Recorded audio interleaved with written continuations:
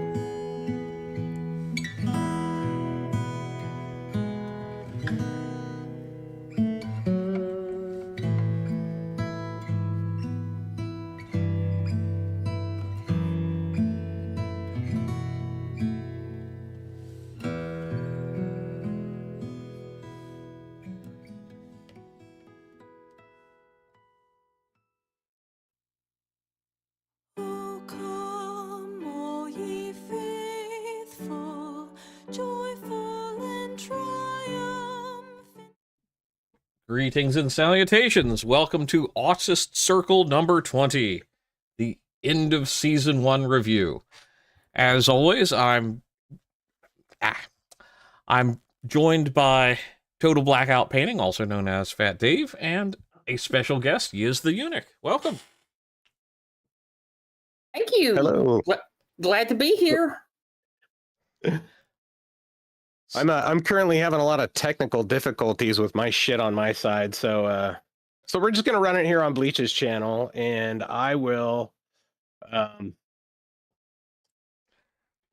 try to, if I can get it going while we're doing this, then it'll go live on my channel. Otherwise, yeah, we're just gonna go. You'll get the VOD on his channel regardless at some point. Yeah. Yeah. All so right. Let me actually go in. But anyhow, yeah, thank you.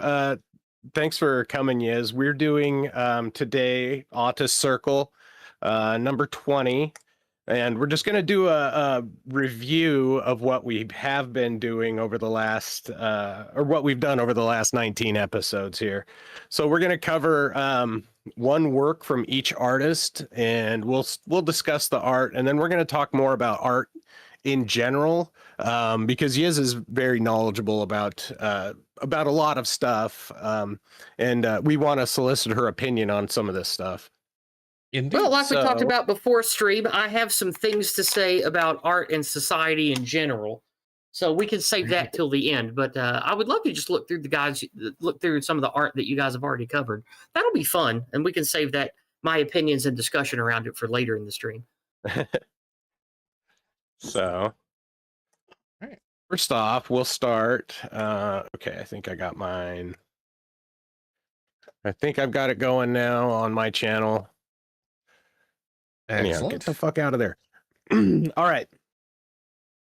So first off, we're going to start off by looking at the timeline here. Make sure. And so roughly this is just everyone that we've touched on or given a bad touch to throughout the entirety of our epic and technically fraught project here. Yeah.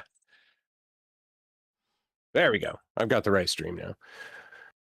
Okay, so first off, we'll start off looking at our art history timeline that we've got here, which is we've got a big gap in the middle here. Mostly we focused our time on Baroque artists a lot, and then we talked a little bit about modern artists. And then we did that big joke episode about trim. But wait, that was a joke? Yeah. Oh, shit.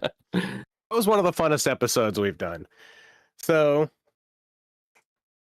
all right, looks like I'm good to go now on my channel. I don't know, Discord, and it just, I don't know what the fuck happened there. It just choked out on me. Okay, we're back. We're good. All right. So first off, the art history timeline, as we've seen here, we actually started off a little backwards because we started with Repin, and then we went backwards to Dürer, more Baroque artists to talk about. Oh yeah, we went backwards, talked about Dürer and his works in the High Renaissance, and then we went to the Baroque period and talked about Caravaggio and the Gentilesches and Rubens and Rembrandt and Jordans before jumping back into modern times. But for now, we're just going to jump into. We're going to go back to basics here, and we're going to look at the very first painting from the very first episode, or one of the first paintings from the first episodes we did, and that is the painting of Ivan the Terrible and his son on November 16th, 1581. This is painted in 1885. It's oil on canvas and has a... it's currently located at the State Gallery in Moscow, and this is a really controversial painting in Russia. It's been through a lot of shit. Of course, it's an amazing work as we look at it, and as I look at it as a father, seeing the horror in Ivan's eyes. And what we're depicting here is this is our Ivan the Fourth, after he struck his son in the head with that metal cane that's on there. He struck his son in the head and killed him. And this is Ivan cradling his son in his arms, realizing like what a horrible thing he'd done.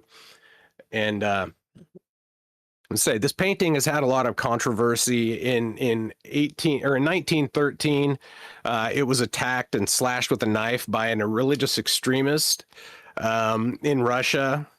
And then Repin himself actually assisted with the restoration then. Even before that, painting, though, it is 100%. The detail in Ivan's eyes and the detail in the texture and all the colors and stuff, it reflects that pre-communist Russia that had the bright colors, the Tsarist Russia and stuff. A lot like his other works that had the pre-Tsarist, like the Cossacks and that stuff. All the people have really bright, colorful clothes. Which was something from Tsarist Russia, pre-communist Russia, before communism sucked the life out of everybody and everything there. Yeah, so if you look at a lot of the historical folk clothing of Eastern Europe and I guess Central Europe for our Polish friends out there who don't want to be Eastern European, if you look at the folk costumes, they're very colorful, they're very bright, and the palette that's being used here is really able to capture a lot of that. And I would imagine a lot of that comes from, oh, look, we're in a very stark and bleak winter where everything's the same color. Possibly. I don't know enough about it to say. It's also something to reference, because we covered Caravaggio and the use of dark and light differently with him. You can see that influence still carrying on in this work as well. Very, very influential time periods that spread across multiple artists. So, a lot of Baroque influence in this, I would say. Yeah, that dark tenebrinism, is that what the Tenebrous. chiaroscuro? Yeah, yeah. Yeah, I can't talk.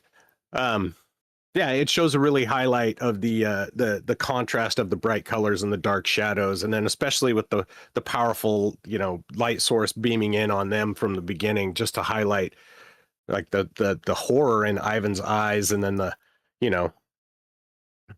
as he and it's such a really it's such a well done realist work, because it captures so much emotion. The look in Ivan's eyes is so terrifying and so horrified after realizing what he'd done.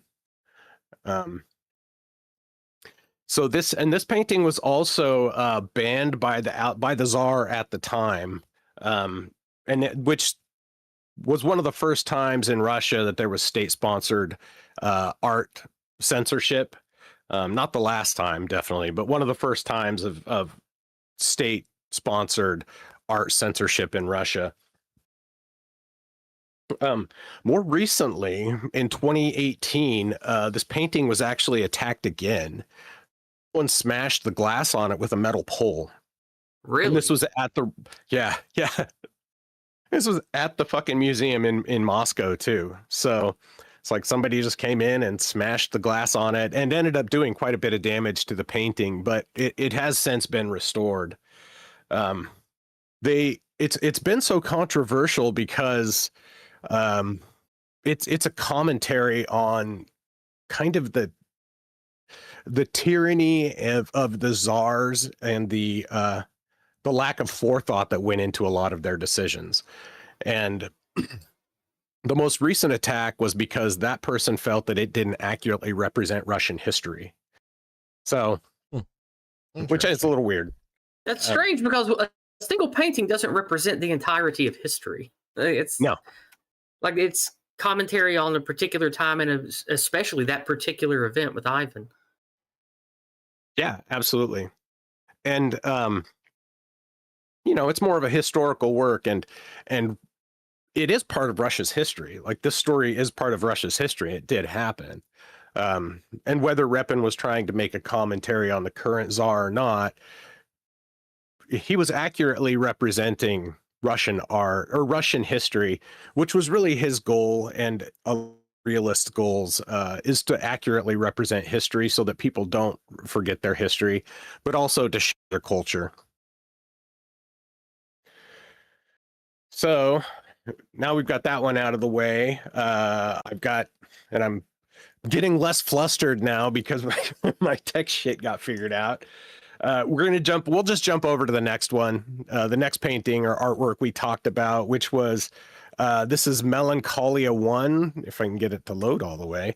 Melancholia 1 by Albrecht Dürer, done in 1514. And this is a copper engraving. So this is actually a print of what you're seeing. That's the, of course, they take the, he engraves it into the thing or into the copper plate, and then makes a bunch of pressings of it. And this is just one of the many pressings. And this is the second of what's called his master engravings.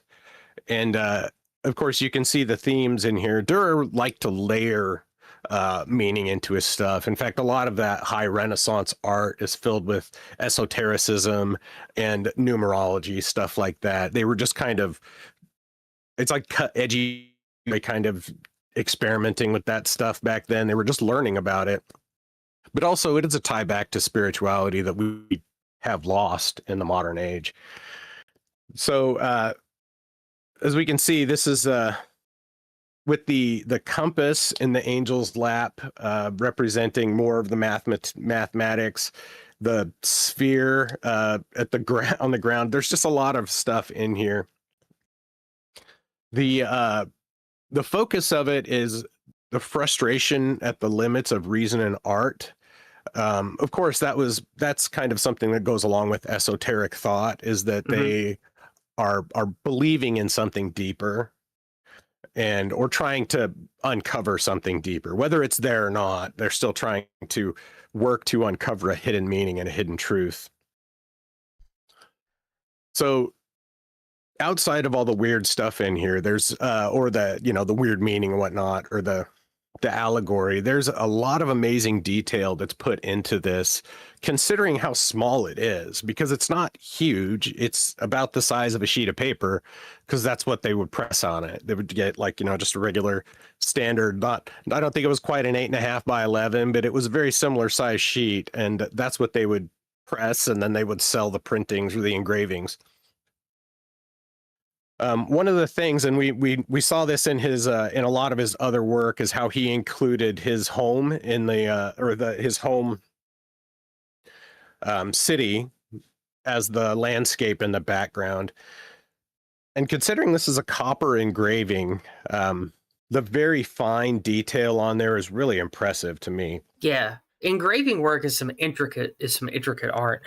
The only etching I ever did in art classes was just scratching on these little plastic sheets, or these plastic planks to print out sheets, and just doing something really basic took me like a week and a half. It was it's a lot of work. Something this intricate, I can't tell how many hours must have gone into this. This is a labor of love. Look how intricate this is. And for me personally, what I find the most amazing is what he was carving with the engraving is the inverse of what we're actually seeing, and to be able to visualize that is something I definitely could not do. And to have that level of detail, even with the sun rays and the little bat.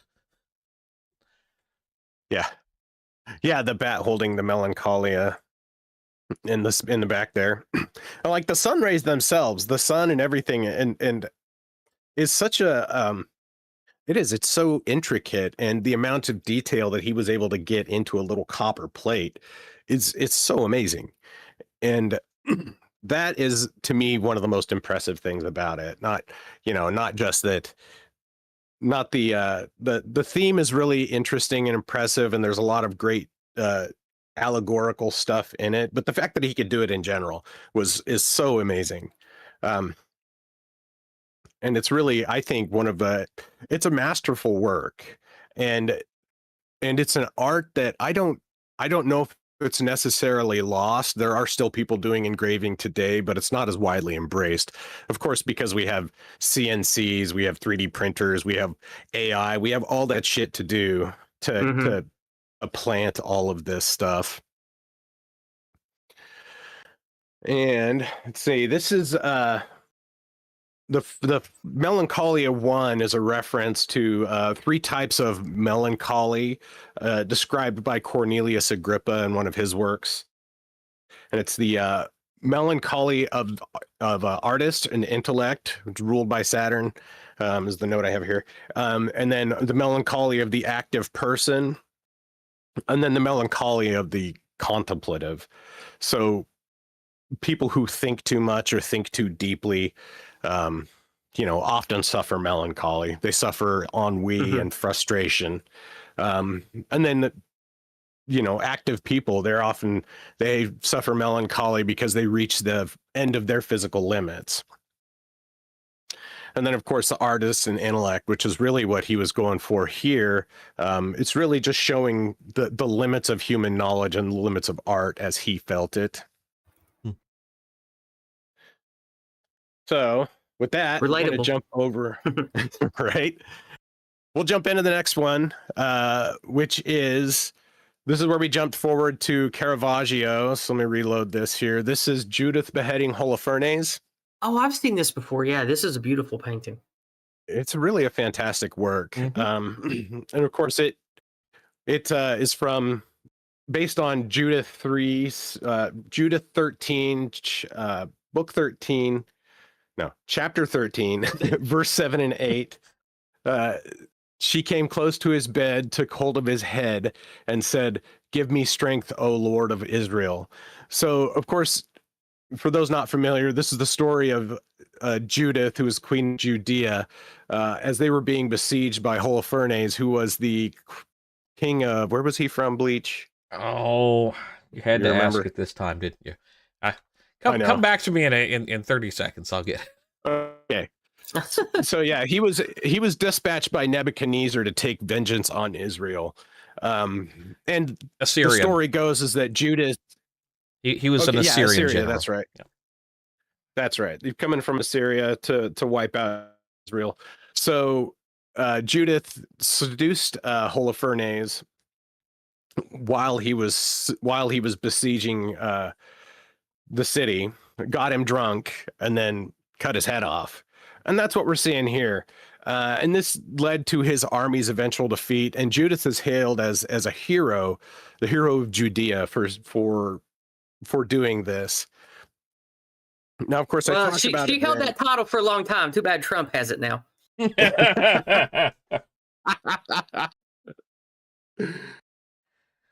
Well, and I guess kind of thematically along that, like this, to me, this is, although it's seen as a very heroic act, to me, it kind of seems a little cowardly and underhanded.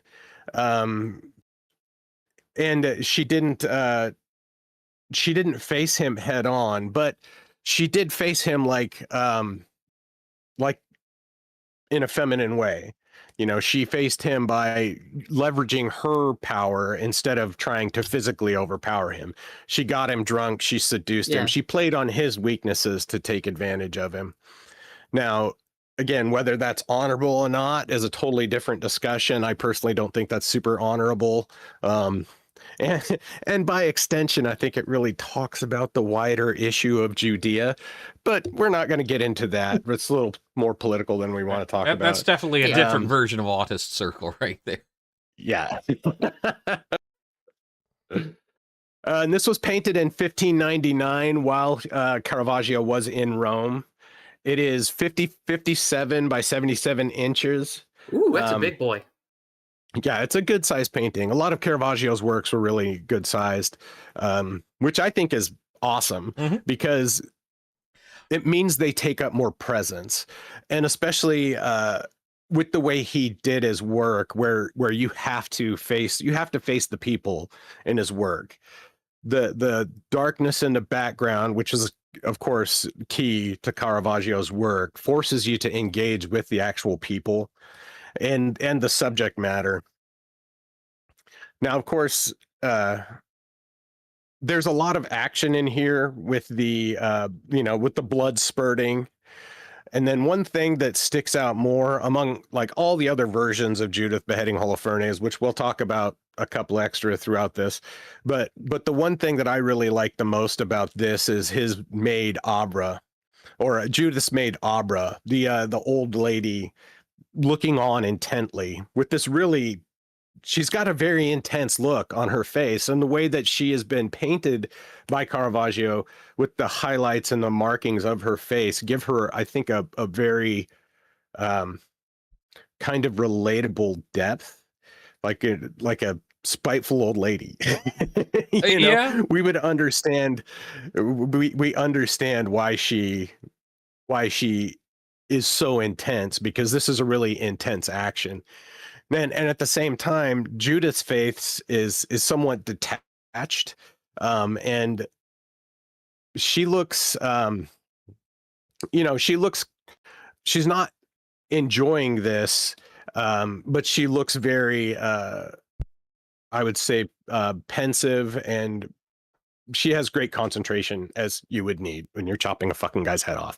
So, well, yeah, she's probably trying to make sure she's getting in between the vertebrae. Yeah. But another thing is how Caravaggio has painted her with erect nipples, showing that it's kind of an erotic action, obviously, and that she is not wholly disgusted by this, is that she is somewhat engaged by it as well. Not so the look of detachment on her face is somewhat contrasted by the symbols of her body and the body language. I did not pick up on the nipples. I didn't notice that. I think it's something we talked about in the first time. Yes, it is. But are you like you like? Do we know for a fact that's why? Like, I don't know for a fact. That's you stated kind the of what reason the why. Oh, go ahead. Okay. Go ahead. No, it's just you stated that that's what Caravaggio was intending. I don't know. Of course, I've never studied the man or his artwork. Like, is that something that he said that he did, or I don't think he ever said it. I think that's just something that scholars have come to a consensus on. Okay, interesting. He didn't talk a lot about his work because he died pretty young. Well, he was too busy getting in duels over honor and things like that to really sit down and write his thoughts. So, right, he was too busy talking shit about. I'm not familiar enough with the art of that period, nor the art of Caravaggio himself, to say if it was common or not for women's nipples to be depicted in artwork when they're wearing clothes. But it just seems very strange and very on the nose to say, she was sexually aroused by this act. I don't know. That caught me out of left field. I was not expecting to hear that. Well, and this supposedly happens shortly after, and we'll see in another version of this too, because this is happening like she had gone through like seducing him, and acting in a seductive and sexy way to lure him into that false sense of security so that she could cut his head off. Okay, so maybe the conjecture is to encapsulate all that went into the scene. There's a little bit of sexy put in it. I think so. So. Okay. I think that's a good way to put it. But also, another thing is the cloth is really well done, but as we know, cloth wasn't necessarily Caravaggio's specialty, but it was Orazio Gentileschi's specialty. And so we'll jump over to his painting of Judith with her maidservant with the head of Holofernes. So, of course, this is because of this because of the time, the Baroque period, and Bleach and I had talked about it. It was the Christian propaganda or the Catholic propaganda era. Counter-Reformation. The Baroque art was largely counter-reformational propaganda from the church. It was meant to bring people to the Catholic Church and back to Christ, from the Protestant heathens or whatnot, but also to make it relatable and make these stories relatable for people. So this, obviously it shows Judith and her maid Abra with the head of Holofernes as they're smuggling it out. Now, there's a couple of elements. The darkness is something that Gentileschi took from Caravaggio, the chiaroscuro around it, making you focus on the characters. But in contrast to Caravaggio's work, this is it's a lot softer. The people are, of course, a lot softer looking. Mm-hmm. There's no blood. Noticeable lack of nipples. Yeah. And there's no blood, which was one of the things that people sought after Gentileschi 4. They wanted that kind of Caravaggist influence, but they wanted it to be less shocking and stark. So it's more like you watch the movies shown on TV from a theatrical release and say, I don't remember that scene not being there. Huh. Oh, look, it's all sunshine and lollipops, and now he's beheaded. Right. He's got the made-for-TV versions of Caravaggio's work in a way. But one of the things that I think really sticks out in this one is the cloth, and it's because Orazio Gentileschi was a fucking master of making cloth, and he spent a lot of time studying it and painting it and really bringing it to light. And so all the cloth in this I think it catches the light a lot better, and it's a lot more intricate than in the previous one. That's some incredibly realistic painting of clothing, I should say. It's just the way the light hits it. Like you can see the texture. Like it's really good. It can you can it feels soft. Like you can feel kind of the velvet texture of some of it. Well, I think or the satin texture. One of the things that he really captures so beautifully is the craping on Abra's dress around the neck and all that. It's amazingly well done, and it's very gentle and very soft. And if you've worked with any of those fabrics of that time period, This is an amazing capture in a piece of painting. And the level of detail that he's put on there with the edging on the cloth, and then of course the gold and the gold on on Judith's dress. It's really like it's a fine detail, but I think it does add a lot to the painting.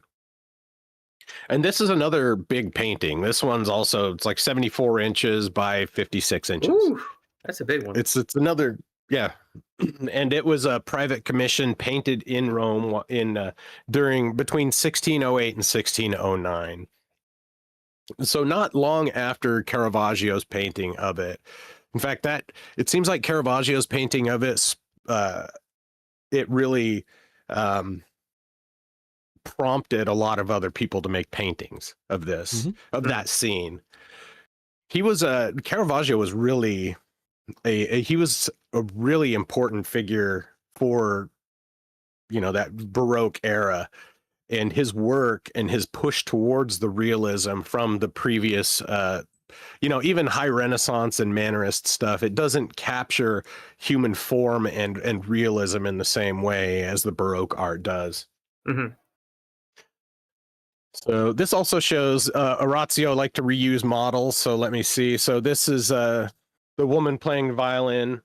Young woman plays violin, also uses the same face as Abra, or as Judith. Yeah, I see.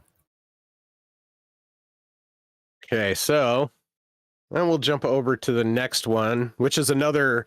These are two more portrayings of Judith slaying Holofernes, and these are the ones done by Artemisia Gentileschi, who is Orazio Gentileschi's daughter. She's a very accomplished artist, and this first painting, so in 1610, she was raped by a guy and went through a trial for the rape, through which she was tortured, because that's how they did shit back then. They put the thumb screws on her to guarantee or to verify her testimony, to torture the truth out of her. Yeah, that's bizarre. Yeah. It's weird and barbaric, but it was not uncommon at the time. At least false accusations were significantly lower. Right. I mean, I'd have to know more about the process before I reject it outright, but that sounds pretty savage. I don't know if I like that. Yeah, it's a little much. Yeah, I mean, we've evolved past it. As far as jurisprudence goes, I don't think we rely on we don't rely on torture for confessions much, at least not out in the open. Yeah. So this one was painted. It was painted after the trial, shortly after the trial in Rome, and it was uncommissioned. So she painted this on her own, and it shows. It's a lot different than of course Caravaggio's work, because it's not, the angle's different, and instead of Abra standing back holding the cloth waiting for the head, she's actually participating in it, and I think that was part of I think that is part of Artemisia's understanding and acceptance that, like, Judith couldn't just do this on her own. It would be better for help, and Abra was there, and of course she would have helped. She would have helped do this grim deed. And so this, of course, it has the dark chiaroscuro, and also it shows her father's technique as well, because the faces are softer and nicer. Of course, the blood and everything else is a lot more. It's in her wheelhouse. It's not in her father's wheelhouse. But I think the blood is really well done in this one, compared to Caravaggio's, where the blood is spurting out. I think this shows blood acting more as blood would. I was going to comment on that the blood looks more realistic and better in this one. And I think when we get to the 1621, it shows kind of the refinement and probably a better understanding of anatomy, as well as a little more of her father's influence as well with the clothing. Right. And the one thing that I really like about this one is the sword, because I don't think it is done well enough. Like, it doesn't stand out well enough. It kind of looks a little weird. And like, also, where is the blade going? Like, Yeah. Yeah, like, is it just phasing through the bed? Like, it's weird. Yeah. Right. It's So that's my main. It's Oh, one of go those ahead. 1999 computer PC games where it's like, hey, yeah, it's great graphics. Yeah, it's clipping. The 2D, the sprite. She couldn't work out the sprite yet. Yeah. But so the 1620 version, of course, vastly different with the sword. Like, the composition is very much the same. Of course, the cloth. This shows her advancing, or her advancing technique. And I mean, she was really young when she did the first one. This is her. I think she was like 21 or 22 when that happened. Mm-hmm. The first one, and she's much older now. It's 1620. She's getting close to her she's in her late 20s now, and has been painting for a long time, painting professionally for a long time. And this was actually painted under the Medici patronage, because she worked for the Medicis for quite a while. Both of these paintings are big. The first one is 62 and a half inches by 50 inches, and this one is 78 inches by 64 inches. So they're both large paintings, and I feel like this one shows, of course, the sword is much better in this one.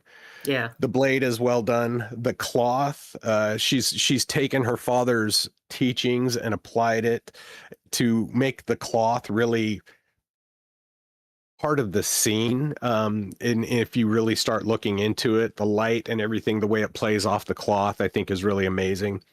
The blood is pooled differently, plus there is a bit of a spurt. And yes, that's even if you look on Judith's cleavage, there's splatter of blood there, just to show the brutality of it. Yeah. And I think, Artemisia did a really good job of capturing that, capturing the act of it happening, with him fighting against, he's fighting against Abra while Judith holds him down and cuts his head off. It's too late. There's a lot of really cool small details in it, though, like her bracelet on her arm. And it does. You can see blood splattered all over. There's blood splattered on her dress, up on her chest. There's blood splattering onto her arm. I also think that the stark light and dark with the highlighting really makes this painting pop. It's the first thing I noticed about it. Yes. Yeah. Well, and also changing the blankets to the red instead of the kind of a deep navy blue or royal blue just shows kind of a reflection of Imperial Rome, as well as just the true changes in her style and understanding of color, lighting, and all the other things that really make a difference for a maturing artist. Yeah, and not just a maturing artist too, but also a maturing art world in a way. This technique was kind of revolutionary. Of course, it was Caravaggio that pioneered that dark technique that really forced you to engage more with the subjects themselves and not just the background. Like, here the background is almost meaningless because it's so dark, and it doesn't have to have a lot of meaning into it, because the center point is the focus of the work. They're not trying to hide a bunch of allegory and shit in the background. Like, and we'll contrast this with the next painting, which is Bacchus and Ariadne by Titian. And this was painted in between 1520 and 1523 for the Duke of Ferrara. It's 69 and a half by 75 inches. And it shows Ariadne, who is the daughter of King Minos of Crete, who helped, she helped the hero Theseus escape the labyrinth by giving him a thread to retrace his path after slaying the Minotaur. She fled Crete with Theseus. When they reached the island of Naxos, he abandoned her while she slept on the shore. So awakening alone and heartbroken, alone, Ariadne was heartbroken until the god Bacchus, the god of wine and revelry, came up upon her with his wild procession of satyrs and maenads. So Bacchus instantly, he takes a look at Ariadne and he... It sounded funny the way you said maenads. He came upon her with a procession of maenads. Well, they are rather furry.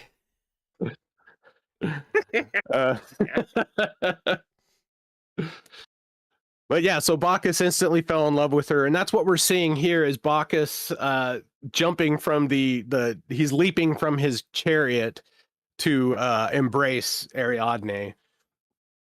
So this was originally commissioned for Raphael to paint, but Raphael died before he finished painting it. And so Titian stepped in and finished the painting.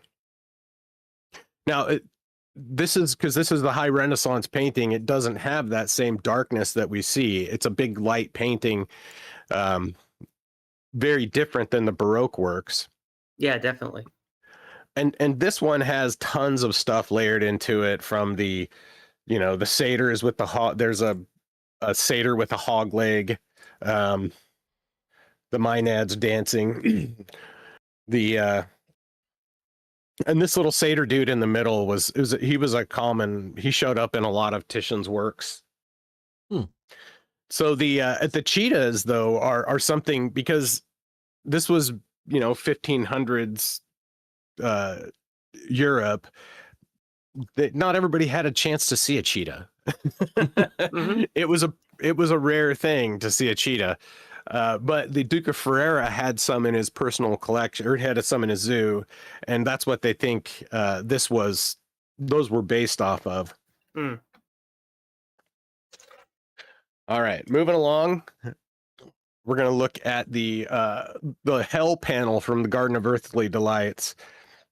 Yes. Now, of course, we spent a whole episode talking about just this one painting, but wow. Just to look at it, it's one of these. Yes. Yeah. Is this a dolly? And this is Bosch. No. This is Hieronymus Bosch. This is a Bosch. Okay. Yeah, painted in the late 1500s, or I mean the early 1500s. Because at a glance, I get Bosch and Dolly mixed up because they have a lot of similarities in their presentation. It is not difficult. There's some. Yep. And there's of course, there's lots of symbolism packed into this. Some of my favorites are the pig dressed as a nun, trying to get the guy to sign the contract. The fixed die by the rabbit. Of course, there's the devil depicted as an owl, eating people and then shitting them into a pit, while there's a dude who's dropping coins out of his butt into the pit. Mm-hmm. Wow. Nuts. And then the rather infamous butt music. And someone actually there is recordings of the butt music out there. Oh yeah, that's right. People have transcribed the music from here. And as you move up, there's just more and more scenes of meant to be like wild debauchery, and punishment and suffering that are the result of wild debauchery. There's birds eating people all over the place in here. There's keys. There's just a lot of stuff that's layered in here that I think really make it's one of the things that makes this painting, like the whole painting, not just this panel, but the whole painting. It's so packed with allegory and so packed with symbols and symbolism and stuff. I think it reflects a lot on the not just on Bosch's personal belief of hell and torment and stuff like that, but on the kind of advertised belief from the church of like the wages of sin and the you know, the horrible stuff that's waiting for you if you don't make it. Well, yeah, and there's it's tons also of little things. a lot of allegories and church teachings that are showing up. You've got you mentioned the keys for the given to Saint Peter for binding and loosing of sins and things of that nature. Just very, very deeply symbolic to those that, especially the illiterate of that time period, could go stare at this and go, oh yeah, maybe I shouldn't go play the bagpipes because I'll end up in hell.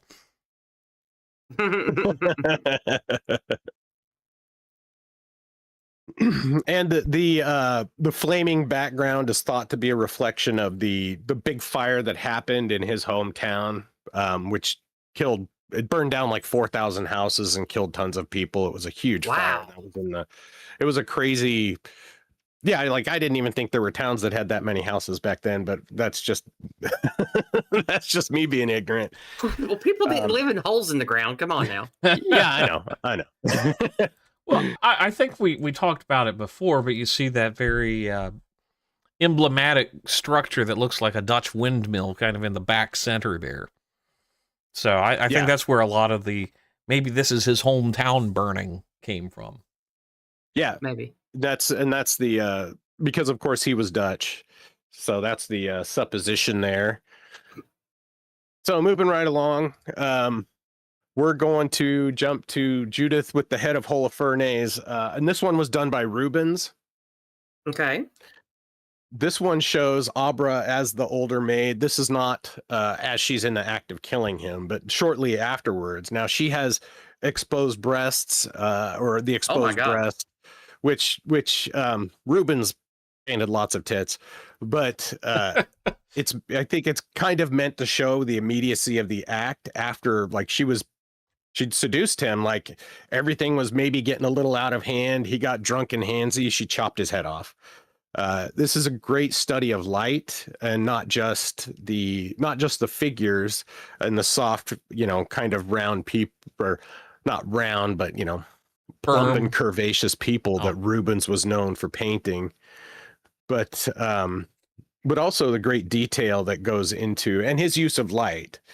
The scene's illuminated by the single candle held by Judith's wrist, and we can see where the light is excluded because of her arm, where it's not going past her. It's highlighting her left, her left boob. And then, excuse me, the proper term is chesticle. Okay, chesticle. Yeah, sorry.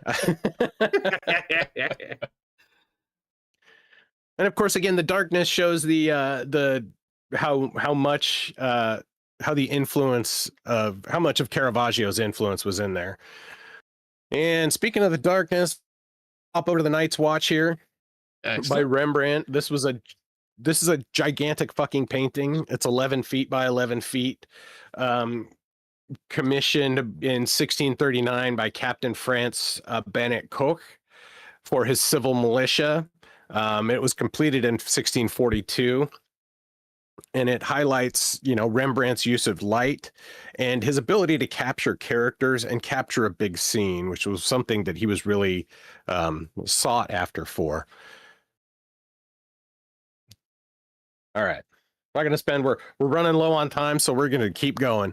Okay, sounds good. I can get that one to load. This is The King Drinks by Jacob Jordan's, and of course shows the what was it, the 12th night, the Epiphany. Yes. Where everything gets turned upside down.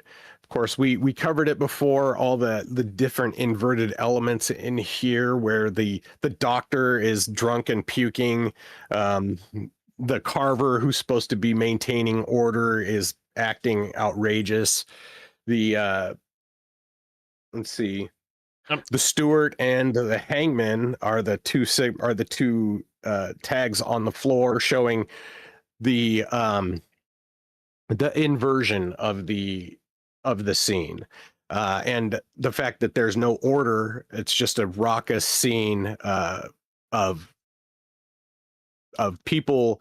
Well, they're enjoying themselves, but they're acting in a kind of debauched way, which was typical, and what they look what they look down on people for as the commoners. It was like the aristocracy looking down on the commoners.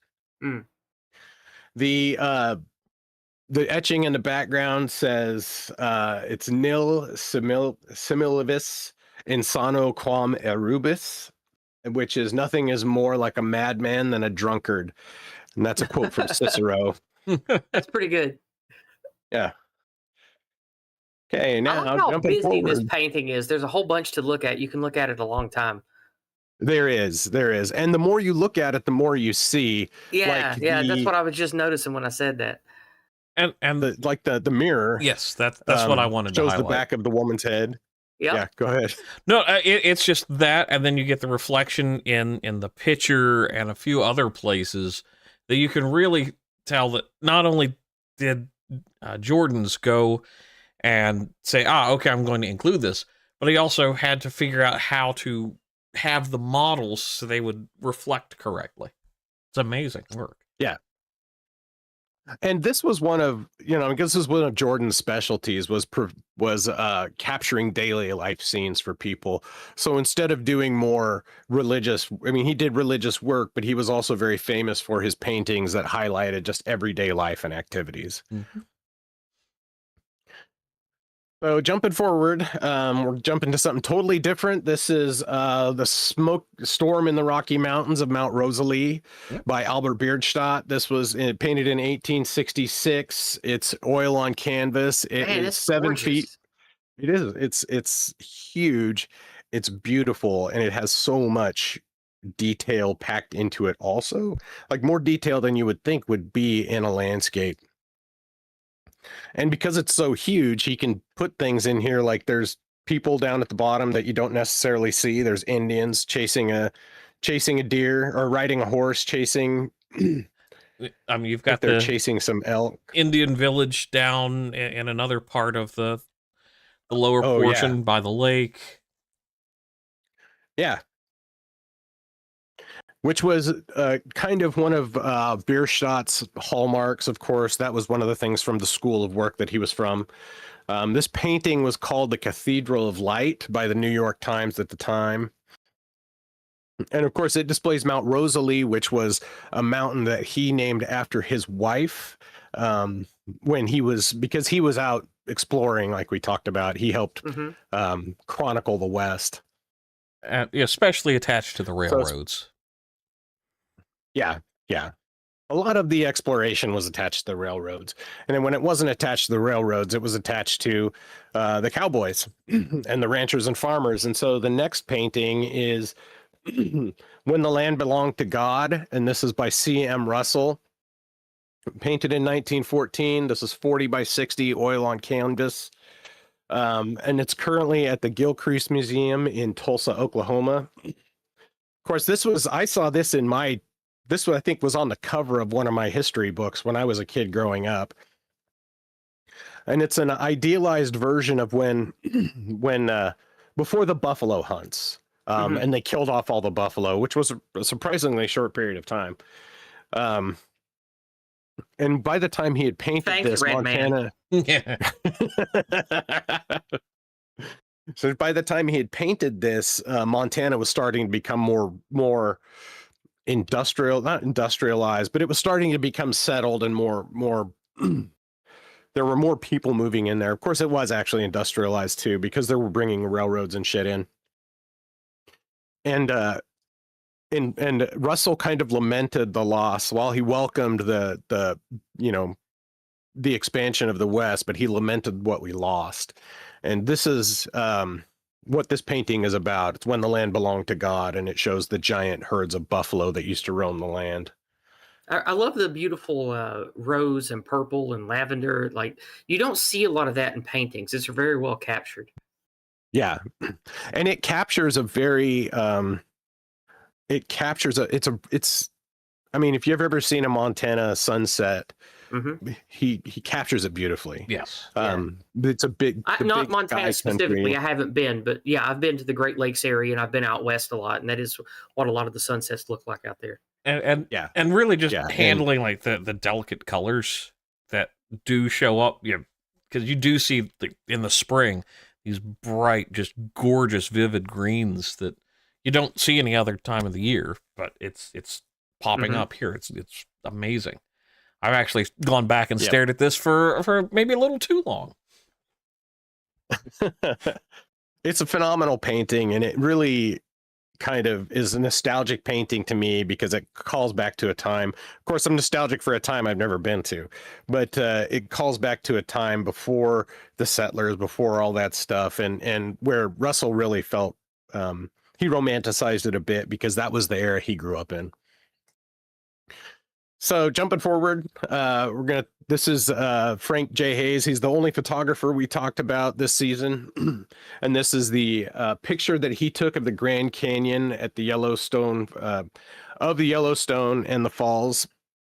This was captured in 1885, and it was used. Yes, it's a large format glass plate. The image is 16 and a half by 22 inches.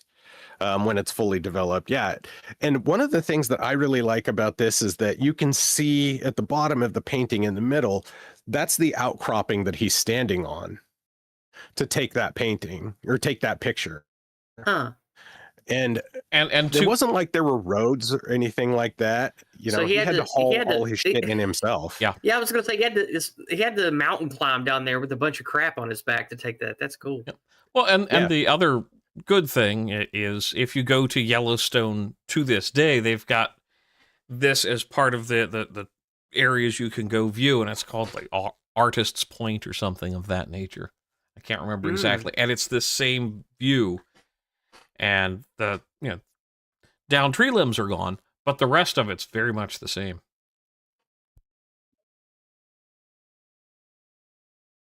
Okay. We're coming close to we're bumping up against our time, so we'll just jump through these last ones. This was Nighthawks, done by Edward Hopper in 1942. Of course, we talked about its impact on and Hopper's impact on pop culture, especially through like his use of his layouts and how that translated into a lot of cinematography and stuff like that. And I picked this painting because I think it does a good job of capturing kind of the ennui of modern or of the post World War II life, in the the vast urban hellscapes that kind of popped up then. And it's very symbolic of Hopper's work. There's no door for you to get into the scene, so you're locked out of the scene. You just have to view. That was a big thing for him, was kind of that vicarious viewership. The next one, this is one we'll talk a little bit about. This is Salvador Dali's Christ of St. John of the Cross. So now most people don't realize that Dali was intensely religious as he got later in life. And this was part of one of his religious paintings, and of course this shows Christ on the cross. But this might be my favorite painting you've shown yet. I really like this one. It's, I love this painting. It's a good mix of like classical, realistic, plus like Baroque era. What's the word? Composite. Well, not composition, but Baroque era.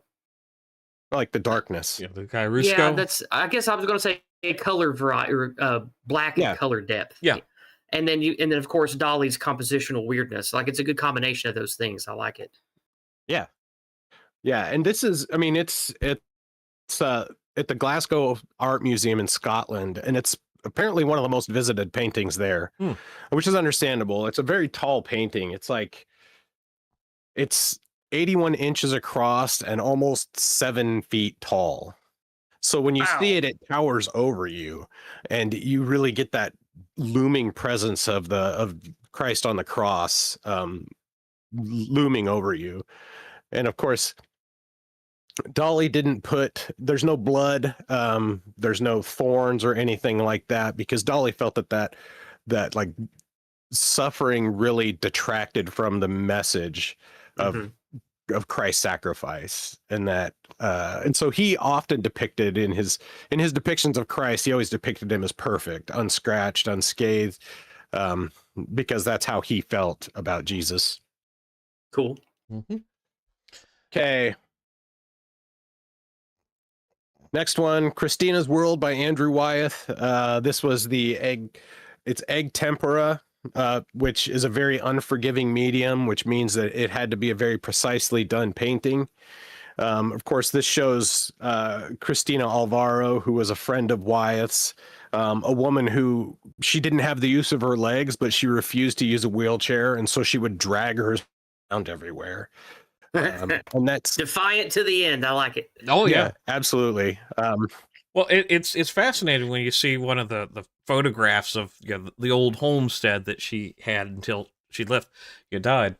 You see markings on the door, and it just shows her determination, and it's so well captured in this. I don't think we've seen an action image quite this, I won't say stark, but so full of life in a way. Yeah. See now, and the scene really, I think, draws you in that you're you're looking at the house with her. You're not necessarily looking at her, because there's the space in between her and the house that really becomes the primary conflict in the painting. And it shows her determination, and she loved this painting. And he painted it as a tribute to her, to show her determination and how much he admired her. All right, next one is this is from the Christmas episode. This is Christmas Homecoming by Rockwell. Well, yeah. By Norman Rockwell. Yeah. And this was, of course, a World War II soldier coming home from the war. It was painted during that time when a lot of families were being reunited after the war, and he captured, I think, the genuine range of emotions that people would feel here. Of course, the mom is so happy. Everybody's just really excited to see him. And then there's Rockwell's self-insert, where he's dignified and restrained and very proud of what he's showing, or what he's proud of his son coming home. I really like this one. It's one of Rockwell's. Rockwell did a lot of really powerful works, but I feel like this one does such a good job of explaining the feeling at the time of the soldiers coming home, of people being reunited, of families coming together, especially during Christmas time, which is what this is meant to be, and it was part of our Christmas episode. And I also think it's easy to overlook some of Rockwell's overlook this for other works where it's more the iconic Santa Claus and whatnot, but this actually shows more human depth than some of his other works do. And a lot more of it's very commercial feeling. Right. And it focuses on a group of people instead of just, and most of his paintings are not, they're scenes of individuals in action. And this is a scene of togetherness. Okay, so coming up close to the end here, the next one is Frank Frazetta's Dark Kingdom. And this was painted. Love Frazetta art. It's so good. And this was painted was later used for the cover of Cain and the Dark Crusade. And also it was the second, it was on the cover of Molly Hatchett's second album. Of course, the Deathstalker painting was their first album cover. This painting was sold in 2019 for $6 million to a private buyer. Wow. Right. And that really signifies Frazetta's transition from just an illustrator and a comic book artist to someone who really, it made him more appreciated as a fine artist, the fine artist that he was. Although his subject matter was fantasy and stuff like that, he was an incredibly talented artist. And had a great understanding of anatomy and musculature, which of Yeah, course we've all definitely. seen. And And because fantastic of Frank work. Frazetta's Death Dealer, we got the awesome series of books by James Silk. Yes, absolutely. That And I painting love went those on. novels. They're very much in the vein of Conan. They're fun novels. Oh, I'm gonna have to check them out. I haven't read them yet, but he did 5 of them, and the last one came out in 2005. So I think the I first haven't one read was that 89. one. I read the others. Okay. That's yeah, I don't now I'm thinking, like, fuck, I gotta go get those. I'm thinking of how many Audible credits do I have? Can I find it on Audible? So You might be able to, yeah. but that one, we'll jump into the last painting here, which I can get it to reload. Yeah. Which of course was our painting for a painting of the dragon. This is the black dragon of Yiz the White from our episode about Trim. Painted in Trim's pre-contact period before emerging to humanity, and it depicts the black dragon of Yiz the prophetess. Oh, thank you. Thank you. And all it's smaller in scale than some of Trim's other works, of course, because we only have reproductions of it. We don't have the original work. It was done charcoal and on stone, and it's presumed to be held in the private collection of Yiz right now, but we don't have for certain on it. No, I didn't know you guys did you do a full episode on this, or did you just type this up as a joke? We did a full episode on Trim. Oh, I missed this. I would have loved to have been here for that. Yeah, you got to play a part in Trim's story before he got discovered by humanity. Oh, that's so cute. I love it. And before he got to meet Richard Nixon. and the Sultan of Londonistan. Oh, that's so cute. I love it. No, I had a lot of fun on that stream with him when he did this. It was fun. I just got to talk about D&D for like 2.5 hours. It was a lot of fun. Yeah, I love working with Trim. He always he always produces something really cool, and that's why we chose him as the subject of our last episode of the season. Good choice. And it was fun to come up with this wild story of Trim the Troll, and how him and Richard Nixon almost nuked Canada. And I always like the part where the Queen of Norway summoned him. And he's like, well, maybe I'll go. Oh, yeah. The Queen of Norway summoned him and gave him the silver can of or the silver tin of herring. The most popular or the most prestigious national symbol of Norway. Similarly, the Sultan of Londonistan gave him the vaunted golden goat, which was Londonistan's highest honor. Jeez. Yeah, it was ridiculous. It was hard to keep a straight face through that. I had to read most everything, because if I started ad-libbing, I was going to start laughing. So you held it together better than I expected. You tried, you fucker.